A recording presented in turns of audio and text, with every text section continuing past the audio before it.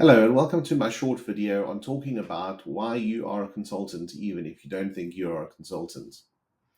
I recently came across an article in the Harvard Business Review that was quite critical of consultants. Of course, it put me on my back foot because I'm a consultant. I've been a consultant for my whole career, close to 30 years now. But ironically, though, it was written by a consultant. And the writer had taken a 2 year sabbatical from consulting and accepted a corporate job at a large organization. His reasoning was that he wanted to put into practice all of the types of recommendations that he had made in his consulting role to see if they worked, and also to get some hands on experience, which he felt he'd be missing as a consultant. And this got me to thinking, were the things the author would experience as a corporate employee any different from those he'd experienced as being a consultant? Well, let's take a look. So, thinking about the corporate world and him being a corporate candidate, he'd be facing some really stiff competition from other candidates applying for exactly that same position. How would he stack up in terms of his value proposition or his skills, as well as his price, his salary?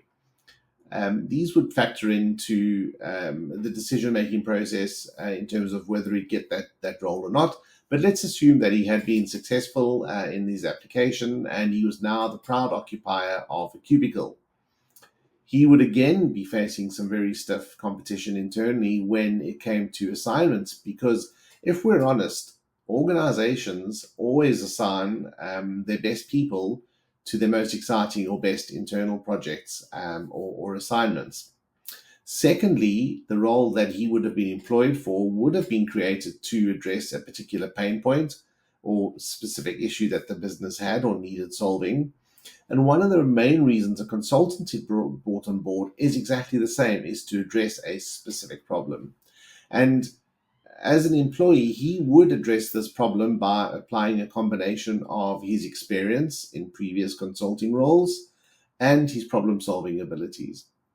And finally, the role would be results oriented. This means that as an employee, he would be measured on his or her outputs generally and successes. And in some ways, a consultant is done in exactly the same way. And if this isn't the case, then that role, that person is just a bum on a seat, and that role would really be questioned.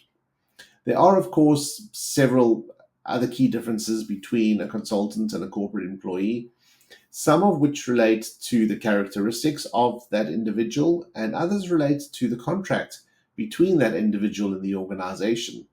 So, for example, an underperforming consultant can easily be fired, whereas the process of dealing with an underperforming employee is a little more difficult. All things considered, though, how then do you or anyone as a corporate employee differentiate yourself from internal competition, that is, your colleagues? And in some cases, how do you differentiate yourself from external competition, being consultants? Well, let's think about that in a little more detail.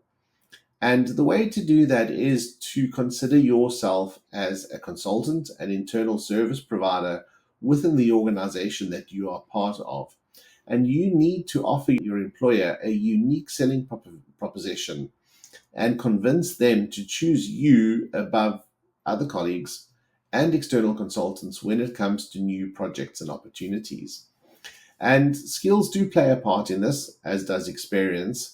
But there are three key aspects that can differentiate you from your peers, really, in an organization.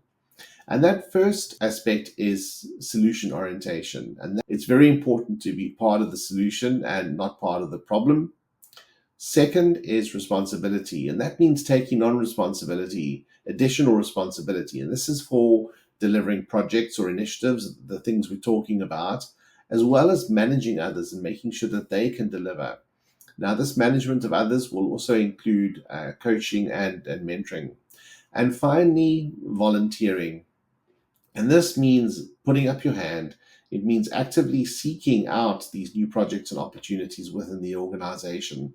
Don't wait for them to come along. You need to grow, you need to network, you need to establish your presence in the organization, and you need to seek out those opportunities.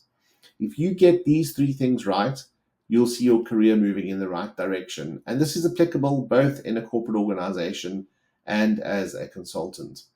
So if you found this video valuable and you've gotten some tips from it, please like and subscribe, and also keep a lookout for additional videos coming that will give you more insight into the skills and experiences you need to build, either as a consultant or a corporate employee in these sorts of environments.